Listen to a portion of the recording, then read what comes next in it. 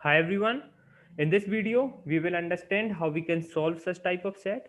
In this set, we are given that each of three students A, B, and C enrolled in a different coaching among iQuanta, HKF, and TLM. Further, each student purchased a different course among QA, LRD, and VARC. They made the following statements about the coaching they enrolled in and the course they purchased. Further, it is known that each student made exactly one true statement. Okay, तो सभी student के हमारे four statement हैं, पर सभी students के हमारे सिर्फ वन ट्रू स्टेटमेंट होगा। ठीक है, तो किस तरह से हम इस टाइप के सेट को सॉल्व कर सकते हैं? हम किसी भी एक पर्टिकुलर स्टूडेंट को पिक करेंगे। ओके, लेट्स से हमने ए को पिक किया।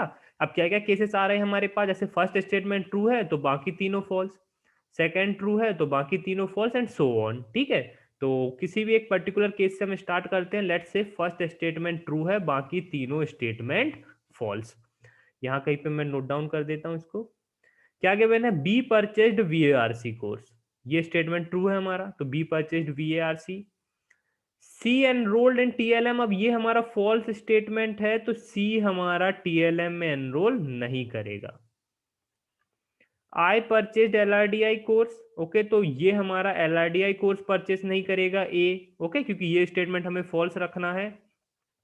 तो एलआरडीआई कोर्स कौन परचेस करेगा? सी। और ए के पास क्या बचा? QA course.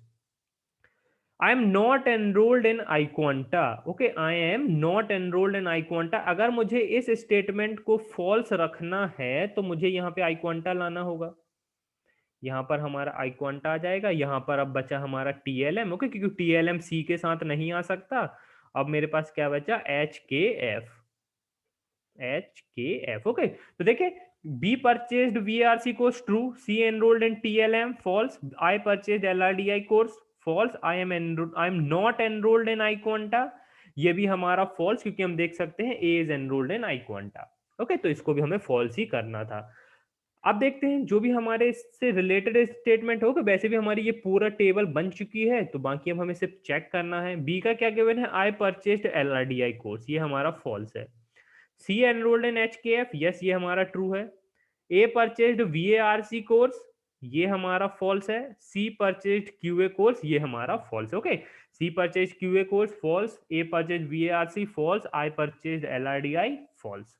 C enrolled in HKF true, A purchased LRDI course false, B enrolled in TLM true, I purchased VARC course, okay, C बोल रहा है I purchased VARC course जो कि false है, A purchased LRDI course वो भी false था, and B purchased QA course, B purchased QA course ये भी false है। ओके, तो अगर हम देखें तो इस पर्टिकुलर में हमारे सिर्फ एक ही केस आ रहा है। ओके, जो हमने ये केस लिया था इसके अकॉर्डिंग हमारा सिर्फ एक ही केस आ रहा है। ओके, तो ये हमारा केस आ गया। सेकेंड केस लेते हैं अब हम। Let's say first statement true है, बाकी और second, sorry, let's say second statement true है एंड बाकी तीनों स्टेटमेंट फॉल्स हैं। यहाँ पर नोट डाउन कर लेते हैं A, B and C. C enrolled in TLM, ये हमारा ट्रू है।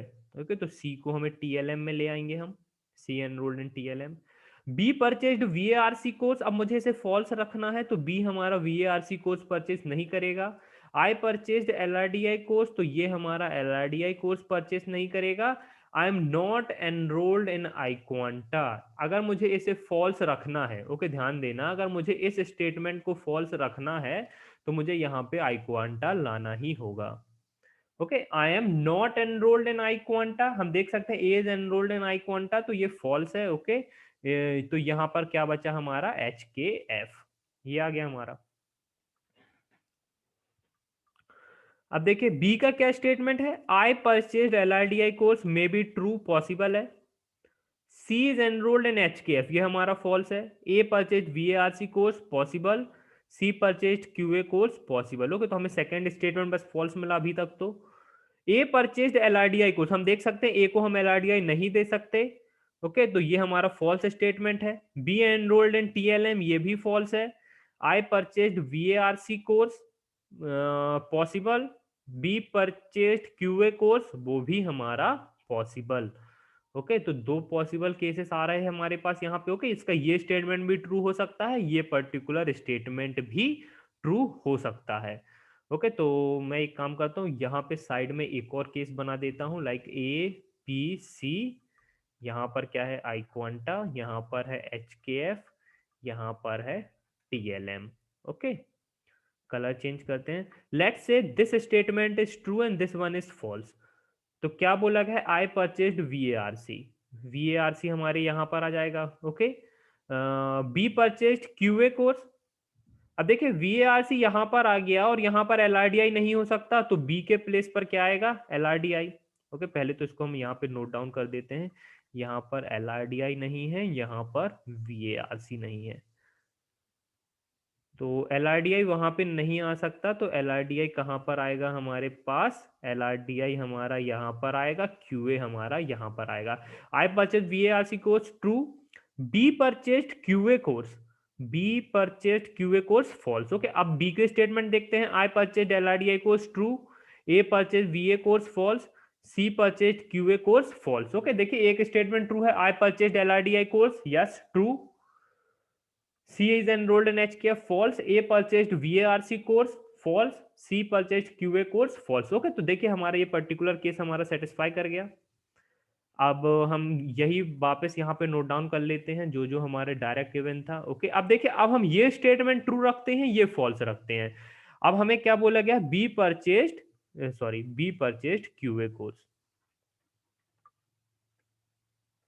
अब बी हमारा QA में आ जाएगा, तो ये हमारा LRDI में आ जाएगा, क्योंकि ए हमारे LRDI का कोर्स परचेस नहीं कर सकता है। ए हमारा LRDI का कोर्स परचेस नहीं कर सकता, तो ये VARC आ जाएगा। अब देखिए क्या स्टेटमेंट गिवन है, B purchased QA course, yes true. I purchased VARC course, false. B is enrolled in TLM, false. A purchased LRDI course, that is also false. अब बी के स्टेटमेंट देखते हैं। I purchased LRDI course, false. A purchased VA course, true. C purchased QA course, false. Okay, तो देखिए ये भी हमारा false हो गया। ओके, मींस ये हमारा स्टेटमेंट ये भी हमारा सेटिस्फाई कर गया। A purchased VARC course, that is true.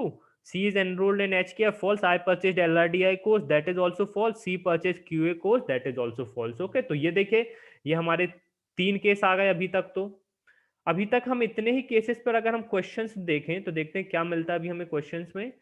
The one who purchased LRDI course enrolled in which coaching। अब देखिए फर्स्ट केस में LRDI वाला हमारा HKF में है, यहाँ पर भी LRDI वाला हमारा HKF में है। पर थर्ड केस में हम देख सकते हैं LRDI वाला हमारे कहाँ पर है, TLM में। तो हम डायरेक्टली कह सकते हैं इस पर्टिकुलर क्वेश्चन का आंसर क्या हो जाएगा, can not be determined. Okay, the one who enrolled in TLM purchased which course. देखिए यहाँ पे the one who enrolled in TLM purchased LRDI, यहाँ पे VARC, यहाँ पर VARC, तो LRDI और VARC। अगेन इस पर्टिकुलर क्वेश्चन का आंसर क्या हो जाएगा हमारा, can not be determined. Which coaching B enrolled in, इस पर्टिकुलर केस में बी एनरोल्ड इन VARC, यहाँ पर LRDI, यहाँ पर QA। Okay, oh sorry coaching पूछा है, विच कोचिंग, यहाँ पर TLM, यहाँ पर HKF, यहाँ पर HKF। ओके, तो TLM और HKF। अगेन हमारे इस पर्टिकुलर क्वेश्चन का आंसर क्या हो जाएगा, can not be determined. The student who enrolled in iQuanta purchased which course, यहाँ पर iQuanta वाला परचेज कर रहा है VARC, यहाँ पर iQuanta वाला परचेज कर रहा है QA, यहाँ पर भी QA, तो QA एंड VARC। तो इस पर्टिकुलर क्वेश्चन का आंसर भी क्या हो जाएगा हमारा, can not be determined. Okay, तो देख सकते हैं आप गाइस, ये पर्टिकुलर सेट मैंने इसीलिए लाया है ताकि मैं आपको बता सकूं कि देखिए हमें इस टाइप के सेट में हो कि जब भी हमारे बाइनरी लॉजिक्स का सेट आता है तो देयर इज पॉसिबिलिटी कि हमारे पास मल्टीपल केसेस आ जाएं। जैसे आप इस पर्टिकुलर क्वेश्चन में देखें, अभी तो हमने सिर्फ 3 ही केसेस बनाए हैं, और मे बी पॉसिबल है कि अभी हमारे और भी केसेस बने। ओके, और बनने चाहिए और बन भी सकते हैं। ओके, आप देख ही सकते हैं अभी तो हमने सिर्फ दो केसेस ही लिए हैं। ओके, मींस फर्स्ट स्टेटमेंट इसका ट्रू रखा है, सेकंड ट्रू रखा है। अभी तो हमने ये थर्ड स्टेटमेंट ट्रू नहीं रखा, फोर्थ स्टेटमेंट ट्रू नहीं रखा, तो अभी तो हमारे पास और भी केसेस आ रहे हैं। सिंपल हमें क्या करना है, कभी भी हमारे पास इस तरह का सेट हो तो एक बार हमें क्वेश्चंस को रीड करना। अब देखिए इस पर्टिकुलर क्वेश्चन में तो वैसे हमारा ज्यादा यूज नहीं है, क्योंकि यहां पर हमारे पास 3 स्टूडेंट्स हैं। ओके, और हमारे पास कोचिंग्स की क्या पॉसिबिलिटी है, 3 पॉसिबिलिटीज हैं। ओके, हमारे पास कोर्सेज की 3 पॉसिबिलिटीज है, तो ऑब्वियस है कि जो भी हमारा फोर्थ ऑप्शन होगा वो हमारा कैन नॉट बी डिटरमाइंड ही होगा।